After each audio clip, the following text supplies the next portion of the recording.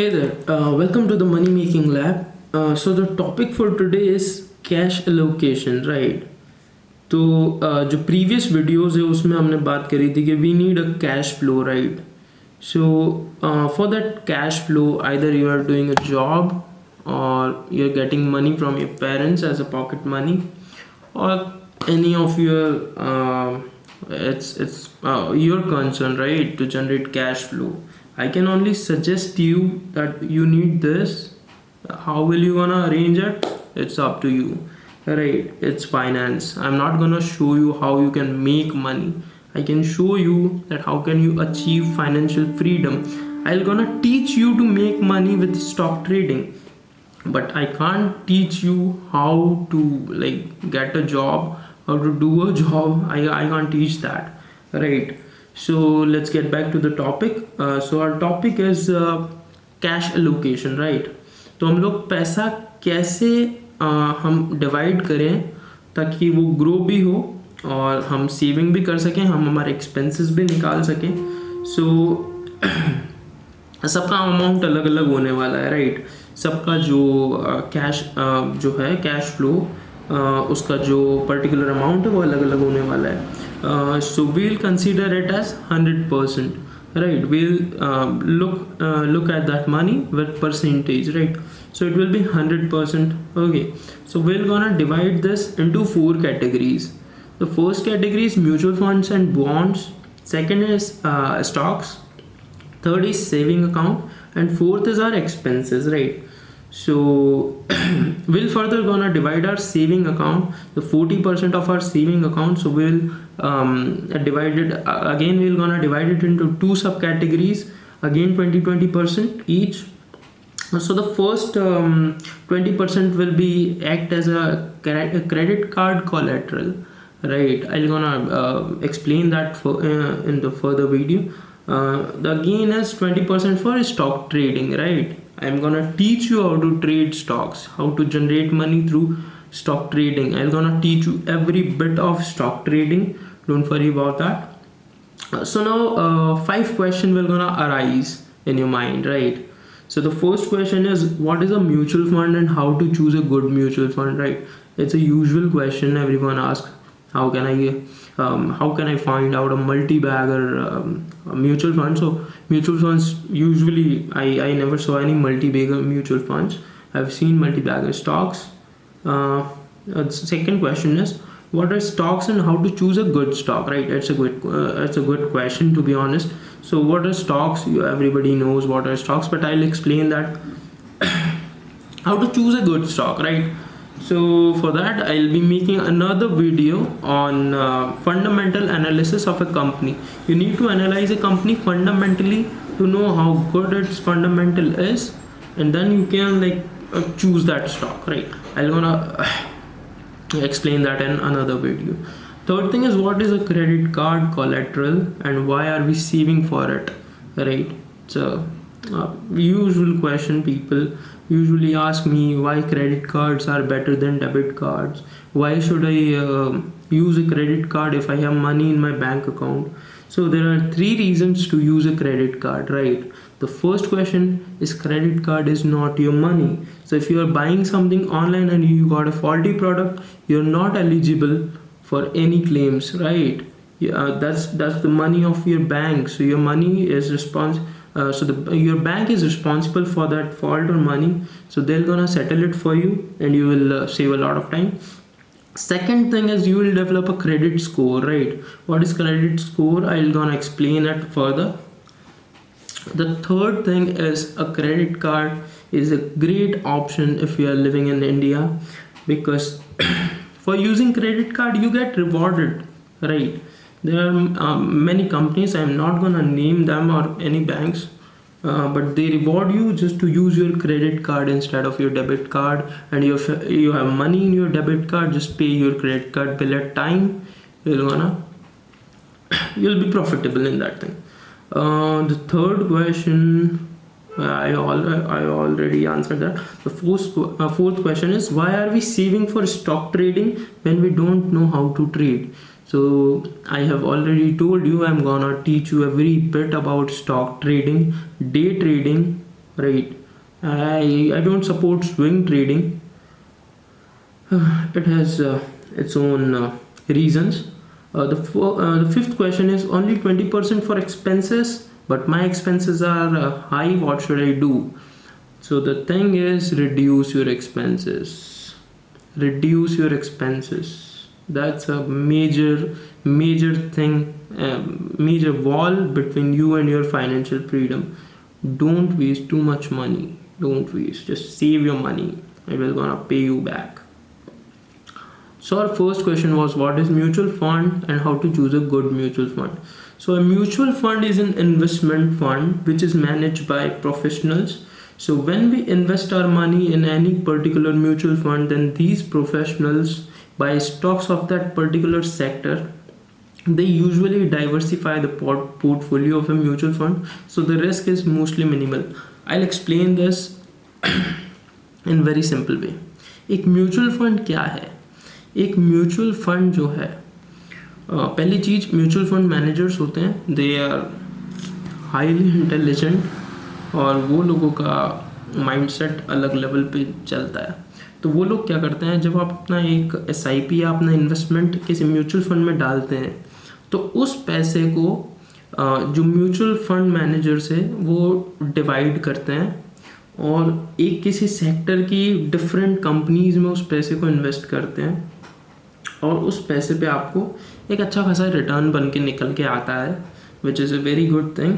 तो mutual funds जो है वो इतने हाई परफॉर्मिंग नहीं होते, उतना रिटर्न आपको नहीं मिलता, but equivalent to a fix deposit which is 5 to 6%, इतना वो शॉर्ट टर्म में भी निकाल के देते हैं, साल 2 साल में.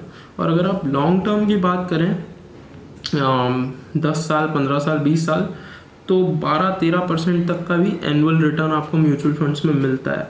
तो if you are looking for a long term investment, mutual fund is the best option so far. Okay, I also mentioned bonds, right. So bonds क्या होते हैं? बॉन्ड्स एक डेट इंस्ट्रूमेंट है, वो मैं फर्दर वीडियोज़ में आपको बताऊँगा. ओके, सो सम एग्जाम्पल्स, हम कोई एग्जांपल्स देख लेते हैं इसके. तो पहला एग्जांपल मैंने लिया है एक्सिस निफ्टी 100 इंडेक्स फंड. तो नाम से समझ में आ रहा है कि एक्सिस बैंक से कनेक्टेड है ये जो म्यूचुअल फंड है. और ये निफ्टी जो है, Nifty is a group of companies which are top in terms of market capital, their performance and everything. So they have kept it in an index which is Nifty. So Nifty की जो top 100 companies हैं उसमें ये mutual fund जो है invest करता है. अब अगला जो एग्जांपल है वो है Motilal Oswal Nasdaq 100 funds, right. तो नैस्डैक क्या है, जो US का एक स्टॉक एक्सचेंज है, वहाँ की टॉप 100 कंपनीज है, उसमें ये अपना जो म्यूचुअल फंड है ये उसमें इन्वेस्ट करता है और वहाँ से रिटर्न जनरेट करता है. So it's a good opportunity, क्योंकि आप इंडिया में बैठ के अगर US के मार्केट को ट्रेड करोगे, you will be liable for a lot of taxes, exchange rates, high brokerage and everything, because we are making in rupees, right? We are making money in rupees, we are earning money in rupees, and that's our dollar market. So उसका एक बहुत बड़ा फ़र्क पड़ता है. Third is LIC mutual fund Sensex plan. तो Nifty जो है, जो पहला एग्जांपल हमने देखा था एक्सिस निफ्टी, तो निफ्टी जो है वो है NSE का index, right. NSE is national stock exchange. और जो थर्ड एग्जांपल है हमारा LIC म्यूचुअल फंड, ये सेंसेक्स प्लान है.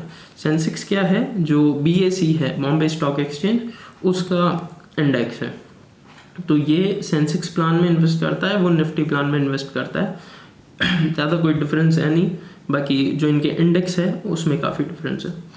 My fourth one example for mutual fund is Invesco India mid cap fund, right. तो ये जो म्यूचुअल फंड है ये मिड कैप कंपनीज को टारगेट करता है. मिड कैप कंपनीज जो है, मिड कैप कंपनीज क्या होती है, जिनका मार्केट वैल्यू मिड साइज है.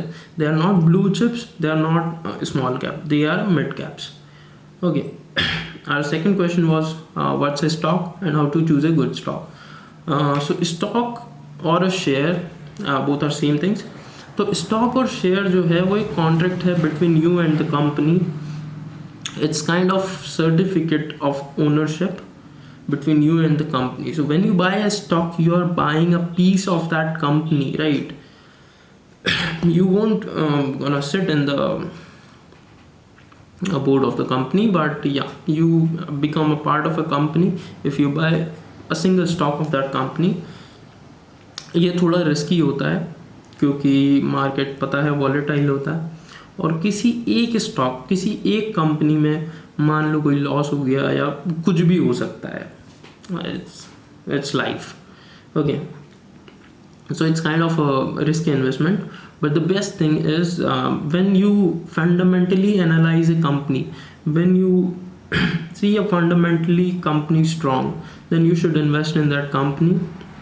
और बहुत सी कंपनीज ऐसी है जो डिविडेंड प्रोवाइड करती है, राइट? सो डिविडेंड क्या होता है कि कंपनी जो भी पैसा कमा रही है एक साल में, 6 महीने में, 3 महीने में, क्वार्टरली, हाफ ईयरली और एनुअली, तो वो उसका एक हिस्सा अपने शेयर होल्डर्स को देती है, विच इज़ कॉल्ड डिविडेंड. तो it's a really good thing. सारी कंपनियां नहीं देती, कुछ ही देती है, कुछ नहीं बहुत सी देती है, but we need to look for that. और जब हम फंडामेंटली कंपनीज को एनालाइज करेंगे तो विल गेट टू नो कौन सी कंपनियां डिविडेंड देती है, किसका ROA कितना है, किसका ROI कितना है. I will gonna further explain everything in this video series, तो don't worry about that. Some examples of stocks and shares. Tata steel एक बहुत अच्छी कंपनी है, फंडामेंटली स्ट्रांग है. अभी बहुत ज़्यादा उसने एक रन दिखाया है क्योंकि स्टील प्राइजेस में डिफरेंस हुआ था, जो भी हुआ था, I don't know what it, जो भी हुआ था, मैं अभी उसको डिस्कस नहीं करना चाहता. उसके बाद येस बैंक का कंपनी है जिसका स्टॉक 300-400 रुपये पे कभी ट्रेड करता था, अभी 10-15-20 रुपये पे ही चल रहा है वो. SBI, HDFC, ऐसी बहुत सी कंपनीज हैं. Third question, why are we putting 40% in our saving account? तो उसका 2 रीजन्स हैं. पहला रीज़न तो है कि हम जो है 20% जो है अपना जो मनी है वो एक क्रेडिट कार्ड कोलेटरल के तौर पे यूज़ करेंगे, और 20% जो है वो हम बचा के रखेंगे ट्रेडिंग के लिए, राइट? तो ट्रेडिंग हम चाहें तो कितने भी पैसे से कर सकते हैं, कितने से भी स्टार्ट कर सकते हैं, पर जब तक हम उस चीज़ को सीखेंगे नहीं, जब तक हम उस चीज़ को इम्प्लीमेंट करेंगे नहीं, तब तक उस पैसे को आप ज़ीरो कर देंगे अगर आप उससे अभी ट्रेड करने लग गए तो ट्रेडिंग के लिए हम बचा के रखेंगे, और क्रेडिट कार्ड कोलेटरल के लिए हम उसको इकट्ठा करेंगे. अच्छा, क्रेडिट कार्ड कोलेटरल क्या होता है? आप अगर 20% एवरी मंथ अगर बचा रहे हो तो by the end of the year you will have a good amount of money in your credit card collateral account. It's not on particular account, ये कोई अकाउंट नहीं होता. हम उसको क्रेडिट कार्ड कोलेटरल अकाउंट इसलिए बोल रहे हैं क्योंकि हम उसको क्रेडिट कार्ड कोलेटरल के तौर पे यूज़ करेंगे. तो क्रेडिट कार्ड कोलेटरल क्या होता है? जब आप फ्रेशर होते हैं, आपने कोई लोन नहीं लिया है, आपने कोई क्रेडिट कार्ड पहले यूज़ नहीं करा है, तो आप किसी बैंक के पास जाओगे कि मेरे को क्रेडिट कार्ड चाहिए, तो वो आपको बोलेंगे कि जाओ आप 50,000 रुपये लेके आओ, उसका आप FD कराओ, 1 लाख रुपये लेके आओ, उसका FD कराओ, हम उस पर आपको क्रेडिट कार्ड देंगे, तो आप उसमें 80,000 तक का क्रेडिट लिमिट यूज़ कर सकते हैं, और FD पे आपको रिटर्न मिल ही रहा है. तो क्रेडिट कार्ड के बहुत सारे चार्जेस होते हैं, तो we need to negotiate to the bank. Yes, banks do negotiate, you need to know this thing, banks do negotiate. Okay, इतना हो गया अपना ना. क्रेडिट कार्ड स्कोर क्या होता है? क्रेडिट कार्ड स्कोर होता है कि एक स्केल होती है 350 से 900 तक की. तो आप अपने क्रेडिट कार्ड का बिल स्किप नहीं कर रहे हैं, उसको मतलब जो ग्रेस पीरियड है उसके अंदर आप पे कर रहे हैं, तो you will boost your credit score up, और जितना क्रेडिट स्कोर अच्छा होगा उतना सीमलेसली आपको लोन्स मिल सकते हैं in future. So it's a plus point. Okay, हम 20% सेव कर रहे हैं ट्रेडिंग के लिए, तो हम उसको सेव करते जाएंगे जब तक हमें अच्छे से ट्रेडिंग नहीं आ जाती, तब तक हमारे पास एक अच्छा अमाउंट इकट्ठा हो जाएगा, और तब जब हम ट्रेडिंग में एंटर करेंगे तब आपके पास एक एज होगी क्योंकि आप ट्रेडिंग सीख चुके होंगे, इस वीडियो सीरीज से, और आप जो है आपके पास एक अच्छा मार्जिन होगा तो you will have a cushion, right. आपके पास 1 लाख रुपए हैं तो आप उस 1 लाख से ही ट्रेड नहीं करिए, आप 20,000 से ट्रेड करिए, ताकि अगर आपको उसमें 1% 2% का लॉस होता है तो आपको इतना पता नहीं चलेगा। पर अगर 1 लाख का 1% या 2% आपको लॉस होता है तो आपको थोड़ा सा ऐसा लगेगा कि नहीं नहीं 2% का लॉस हो गया। Yeah, the last thing is expenses. So you need to reduce your expenses. तो आप उसको कैसे करेंगे ये मैं नहीं बता सकता। आप अपने नेटफ्लिक्स, हॉटस्टार, जो भी आपके पास में एप्लीकेशन है उनके सब्सक्रिप्शन कैंसिल कर दीजिए, ठीक है। उसके बाद में live below your means, right. मतलब जो आपको लगता है कि नहीं इतना होना चाहिए तो आप उसके आधे में सोचिए कि हाँ नहीं इतना ही ठीक है। So reducing expenses is a big thing. तो आज का टॉपिक इतना ही था अपना। अगले टॉपिक में हम बात करेंगे जो है स्टॉक ट्रेडिंग में। स्टॉक ट्रेडिंग के बारे में हम बेसिक्स डिस्कस करेंगे और फंडामेंटल्स कैसे हम देख सकते हैं। How can be like classify some stocks to invest in, and how can we make a bunch of mutual funds to put our SIPs in. Thank you so much.